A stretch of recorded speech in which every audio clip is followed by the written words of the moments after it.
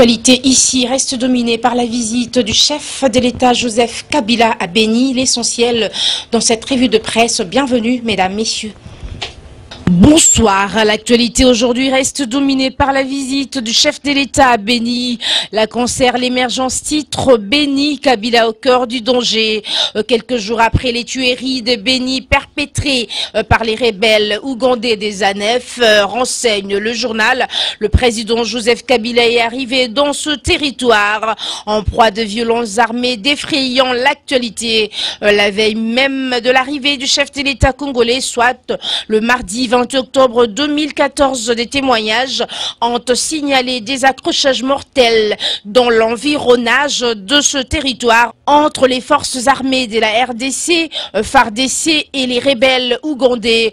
Ces derniers bénéficieraient des complicités dans la zone et même au sein des forces de sécurité. D'après plusieurs recoupements, c'est dans cet environnement très dangereux, un peu sûr, que Joseph Kabila a décidé d'y séjourner.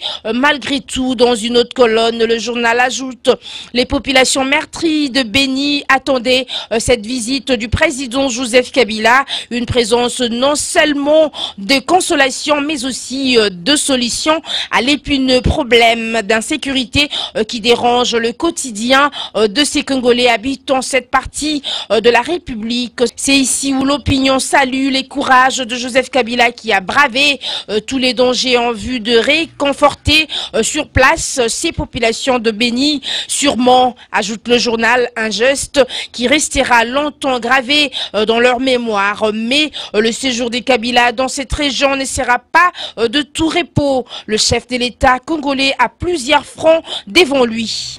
La même information relayée par l'Avenir après le carnage de rebelles ougandais des ADF. Joseph Kabila en visite de réconfort à Béni. Le président de la République Joseph Kabila Kabange est arrivé hier mardi à Béni dans la province du Nord Kivu en visite de réconfort et de compassion à la population de cette partie est de la République meurtrie par le massacre de plus de 80 civils perpétrés par les rebelles ougandais des ADF au cours de la première quinzaine du mois d'octobre. En arrivant à Béni, renseigne le journal, Joseph Kabila a bravé les territoires des ADF qui ont tenté de l'intimider en voulant faire exploser les tanks de SEP Congo Angadi avant qu'il ne soit maîtrisé par les vaillantes FARDC. Au cours de son séjour, le chef de l'État va s'enquérir de la situation sécuritaire préoccupante dans cette région pour y apporter des solutions durables. Seront également évoquées pendant sa visite les questions liées aux infrastructures pour répondre aux promesses électorales faites à cette population. Changeons de chapitre avec le potentiel qui note Doing Business 2015 de la RDC dans le top 10 des pays réformateurs au monde. La RDC est classée aujourd'hui par Doing Business de la Banque mondiale sur la liste très étroite de 10 pays réformateurs du monde.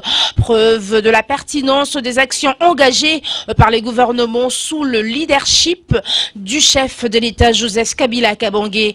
Après cette reconnaissance internationale, tout devra être mis en œuvre pour consolider davantage les acquis. Il y a bien longtemps que la République démocratique du Congo avait aligné un bon score dans le classement Doing Business de la Banque mondiale. Le gouvernement s'y était totalement investi avec l'espoir de relever les défis le plus vite que possible. Avec le rapport Doing Business 2015 rendu public le mercredi 29 octobre 2014, le mythe est brisé. Le rapport Doing Business 2015 de la Banque mondiale est là. C'est hier mercredi 29 octobre 2014 que la Banque mondiale a livré les conclusions des enquêtes menées par les experts sur 189 pays à travers le monde dans le domaine de l'amélioration du climat des affaires. Doing Business 2015, au-delà de l'efficience, marque une rupture avec le passé. Pour la première fois, renchérit le journal, la Banque mondiale salue particulièrement les réformes à impact visible pour l'amélioration du climat entamées en Afrique subsaharienne.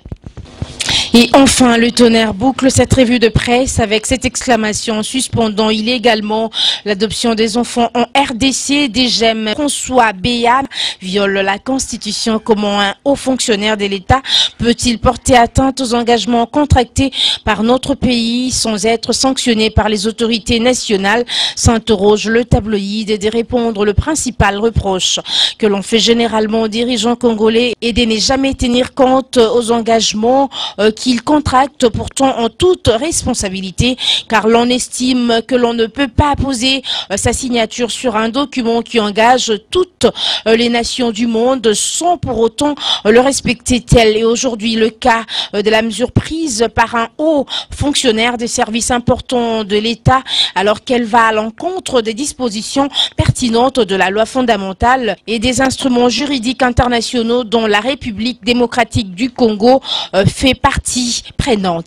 Par conséquent, les avocats le conseillaient de rapporter sa décision qui viole la Constitution ainsi que les lois numéro 87-010 du 1er août 1987 portant code de la famille numéro 09/001 du 10 janvier 2009 portant protection de l'enfant. N'ayant toujours pas obtenu satisfaction, le collectif d'avocats revient à la charge le 2 décembre 2013, date à laquelle il s'adresse cette fois au ministre de l'Intérieur, Sécurité, Décentralisation et Affaires coutumières en sa qualité d'autorité de tutelle pour lui dire que la décision prise par le directeur général de la DGEM compromet l'image de notre pays, que les suspensions des adoptions internationales en s'appuyant sur la progression du nombre des adoptions depuis 2008 et de cas de réadoption à vérifier sont discutables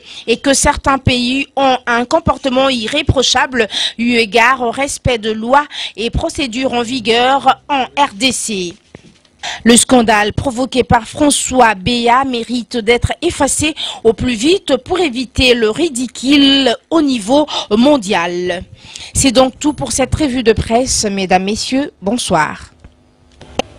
Elle se termine par ici, cette revue de presse. Merci à vous de l'avoir écoutée. On se retrouve demain. D'ici là, portez-vous bien. Merci.